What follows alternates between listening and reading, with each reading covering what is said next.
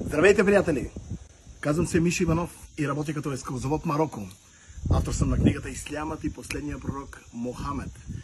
Днес имам един специален повод за да бъда с вас, а именно нашата предстояща екскурзия на 5 септември в Мароко.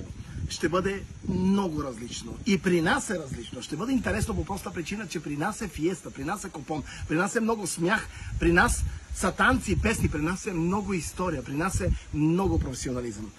Мароко е специално, Мароко е вълшебно, но още повече този 5 септември ще бъде интересно, защото ще бъдем по-голям екип. Ще бъда аз, вашия екскурзовод, ще бъде с нас новото ни попълнение Моника Смит, на български език също. Ще бъде с нас дясната ми ръка Карим Орба, известния Карим, нашият шофьор Бундагани, с неговия помощник Сиди Халхал. И това е екипа. Всъщност, нека да ви представя Моника. Ето тук Моника. Мони! Здравейте, група! Аз съм готова. Чакаме ви на 5 на летището в Маракеш.